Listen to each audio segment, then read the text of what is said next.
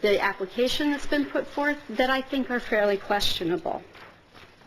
For example, the planning board application states that there will be 0 tons or cubic yards of material removed from the site. Yet all of the contents of that hole disappeared. And an entire boulder that was taller than I am, and not just one, have disappeared in the last year. You can't tell me that there wasn't something removed from that there was 0. The planning board application asks, will any mature forest over 100 years old or other locally important vegetation be removed by this project? And the answer that was provided is no. I remember that last September there was a really old oak tree on that piece of property. And one day that I was homesick, that tree was cut down, branch by branch. You can see that tree in the photographs that I provided. I provided a photograph of what the station looked like before, and I provided a satellite photograph of what the site looked like before. From that satellite photograph, you can see that the amount of vegetation that was there is not the amount of hardscaping that they have said is being replaced. There was more vegetation there. There was not traffic by that barn. The other thing that I found very odd about the application is that it states the anticipated water usage of this site will be 0 gallons a day. I'm kind of wondering how, if you're making coffee and you've got bathrooms, and even if your bathrooms are only for your own staff, but we know this is a gas station, half the reason people go to the gas station is to use the bathroom, how exactly are they going to get by with just 0 gallons of water a day? So it makes me wonder, how many other things are incomplete or inaccurate? It makes me wonder how many of the questions in those applications were answered because the question said, will this be done? And it already has been done. So you can accurately say, will there be old growth trees removed? No, we did it a year ago. There's a particular loophole in the law that allowed the building permit for them to start this without the site plan approval that actually allowed them to put the tree in, and it is in the notes that I've given you, because there are several other inaccuracies in the applications that I won't go through here. The last thing I just want to mention is that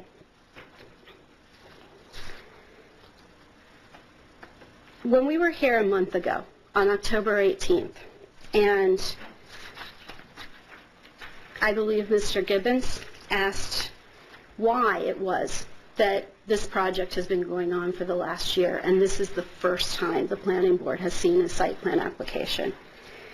The member of County Line Equities who answered that question said, my feeling is that I don't need to be here.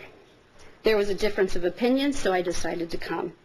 Honestly, I've been working down there for a year. I got my building permit, so I just moved along because I feel that I'm rebuilding a gas station that was there. It's not really a new site plan. It's not a change. It's a gas station. That is in the planning board minutes from the last meeting. My question for all of you is, how is this not a new site plan? And I appreciate the fact that you say that this is a new use, because I believe that it is. The canopy that they've put up covers more than 4,000 square feet and could easily be a much smaller canopy, even with that number of pumps. So I'm asking, how is this effective for our planning boards and zoning boards to not be able to more effectively work with the code enforcement officer? You defer to the code enforcement officer. The code enforcement officer defers to you.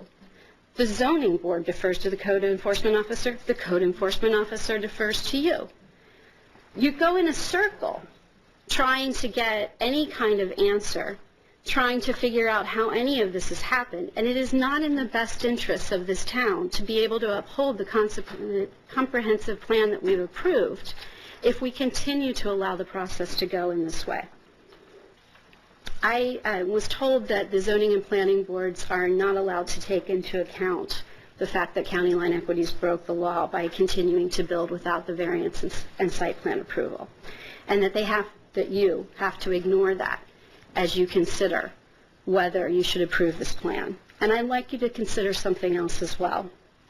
I'd like you to ignore how much work has been done when you consider denying this plan. I would like the zoning board to deny considering how much work has been done when they think about whether the variances should be granted.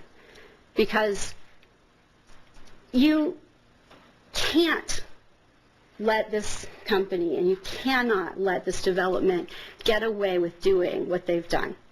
You can't let this set the precedent of we go and build first, we ask permission later.